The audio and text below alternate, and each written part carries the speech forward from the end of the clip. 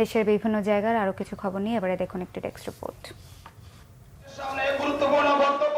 জামাতে ইসলামের secretary general মিয়া গোলাম পারোয়ার বলেছেন, জামাতকে নিষিদ্ধ করে শেখ হাসিনা নিজেই নিষিদ্ধ হয়ে গেছেন। বরিশালের বাকেরগঞ্জ উপজেলা বৈষম্য বিরোধী ছাত্র আন্দোলনে নিহতদের স্বজনদের মাঝে আর্থিক অনুদান বিতরণ অনুষ্ঠানে তিনি কথা বলেন।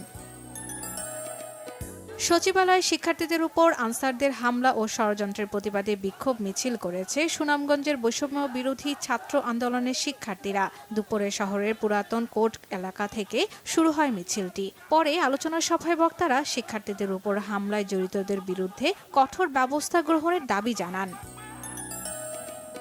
একই দাবিতে মানববন্ধন ও বিক্ষোভ মিছিল করেছে টাঙ্গাইলের শিক্ষার্থীরা। টাঙ্গাইল প্রেস ক্লাবের সামনে এই কর্মসূচি পালন করা হয়। স্বৈরাচার হাসিনা বিরোধী ছাত্র জনতার আন্দোলনে হতাহত ও বন্যায় ক্ষতিগ্রস্তদের স্মরণে দোয়া মাহফিল হয়েছে বগুড়ায়। প্রেস ক্লাব মিলনায়তনে সাংবাদিক ইউনিয়ন এ কর্মসূচির আয়োজন করে। দিনাজপুরের ফুলবাড়ী ট্র্যাজেডি দিবস পালন হয়েছে। এ উপলক্ষে তেল, গ্যাস, খনিজ সম্পদ ও বিদ্যুৎ বন্দর রক্ষা জাতীয় কমিটি র্যালি করেছে শহীদ বেদি চত্বরে।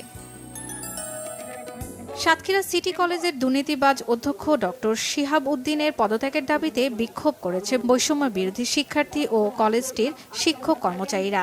এ সময় আন্দোলনকারীরা ৪৮ ঘণ্টার আলটিমেটাম দিয়ে বলা হয়, অধ্যক্ষ শিহাব স্বেচ্ছায় পদত্যাগ না করলে কঠোর কর্মসূচি দেয়া হবে। শর্মিলা কেয়া, বাংলাভিশন নিউজ ডেস্ক।